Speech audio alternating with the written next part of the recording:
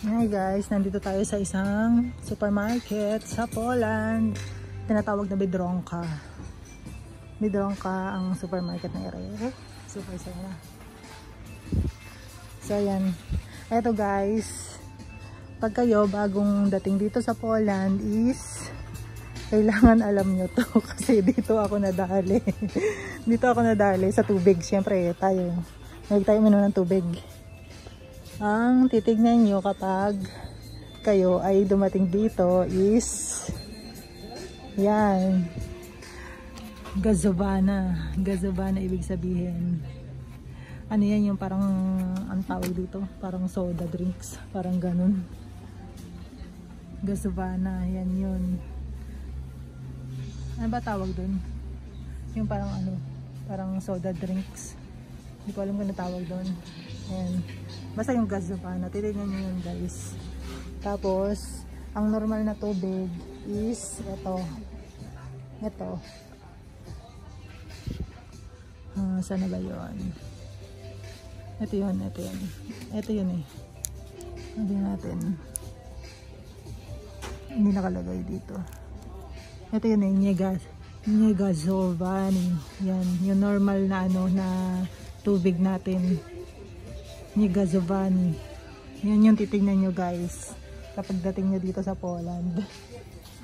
So dito sa Biedronka every Friday maraming sale items, kaya kapag kayo nakarating kayo dito sa Poland, lagi kayong pupunta sa Biedronka.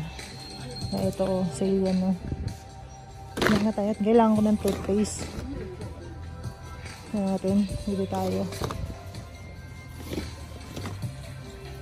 Sale to. Ano naman ito? Extra cost. Ito lang siguro. Yan. Buy one take one. Ano pa ba?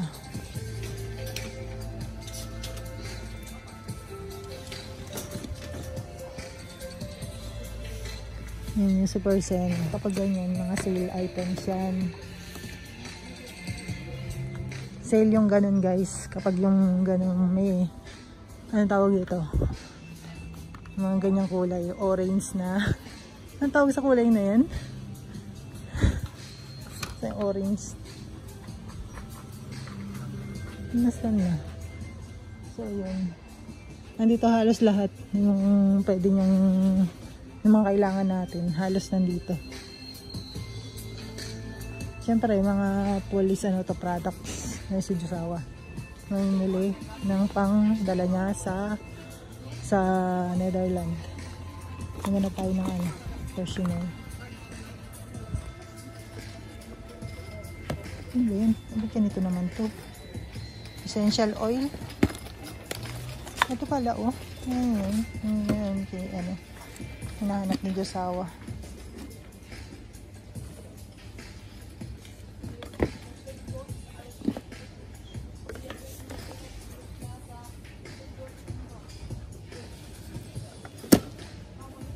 Natin po, essential oil. Ito, tatlo naman to. Ito alam. Okay. Ano natin pa kung ito yung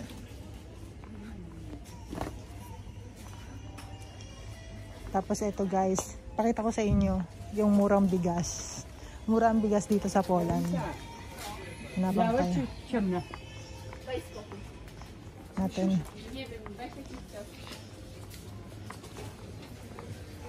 So ito, mura tong bigas. Ayan o, 50% pa siya o. Nasaan na yung price na ito?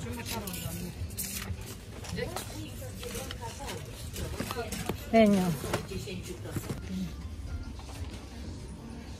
Wala naman na kami masyadong kulang. Ay kailangan.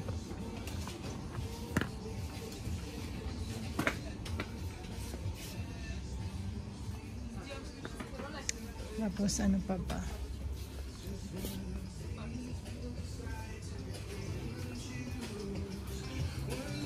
Tapos saan na kaya yung parang eto? stick-on natin. Parang ganun sa stick-on natin. Huwag na kayong bibili sa mga Filipino store kasi meron dito sa mga shop sa Poland. Kasi bumili ako sa Filipino store, medyo pricey siya. Ayan o, ibang flavor. Ayan.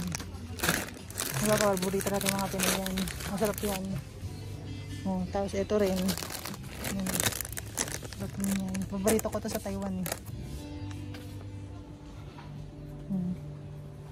Tapos ito yung klase ng mayonnaise nila. Ayan. Hindi siya ganun kasarap na ganong mayonnaise natin, pero okay naman siya.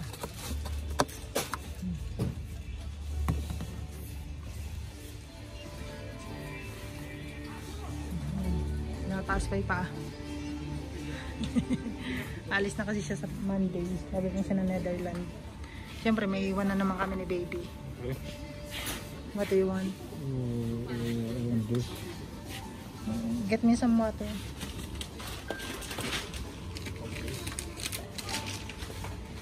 So ayun, tapos may mga meat din naman dito, yung mga fresh meat.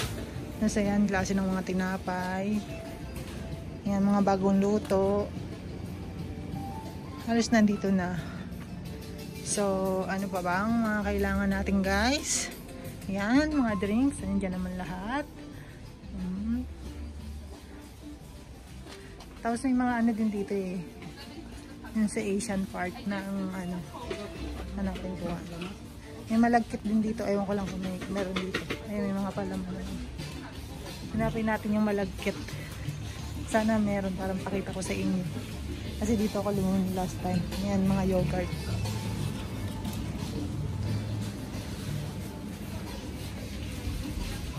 Wala. Wala yung ano. Walang malagkit, ubos. Hanapin ko. Ubos yung malagkit. Parang ako yata yung nakaubos. Hanapin natin. Walang malagkit ngayon. Naubos ko na yan. Kasi madalas ako bumili.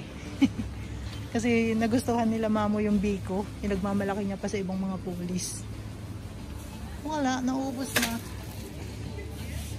Tapos, ito yung paborito ang yogurt. Ito. Yoga Bella. Pero yung mango. Mango flavor. Mango flavor yung paborito ko. Message sa pagganapin ko. Nasa ilalim. Ayun, yung mango. Sarap yung mango. Mango, pineapple, tsaka kiwi. Kasi may mga fresh fruits din. So, ayun lang guys. Ito mura yung juice. Bumili ako ng apple. Kasi yan mga sale item. Mga sale item yan. Nandiyan sa part na yan. Hanapin nga natin. Baka nandito yung malagkit. Check ko nga ulit. Wala yata, ubos na. Ayun oh. Ay, sushi. Hindi ito. Yung malagkit lang talaga siya. Ubos. Naubos yung malagkit. May malagkit dito guys. Dalas ako bumili. So, ayun lang guys para tipid tips pagdating nyo dito sa Poland. Kasi nga, 'di ba, tayong mga Pilipino pagdating natin dito, kailangan din natin magtipid kasi hindi rin natin alam yung maging kapalaran natin dito. So ayan, tinanong ko na si Josawa kung ano yung gusto niyang lutuin para dali niya sa Netherlands. Ako magluluto mismo. So naisipan ko nga na ipagluto siya ng cordon bleu. Patry ko sa kanya kung magugustuhan niya. Ayaw na nga din niya sana akong paglutuin kasi nga wala akong time. Lagi akong busy kay baby. Kaya sabi niya wag na lang. Pero syempre gusto ko siya rin ipagluto kahit papaano. So ayan, namili na rin ako ng mga kailangan ko.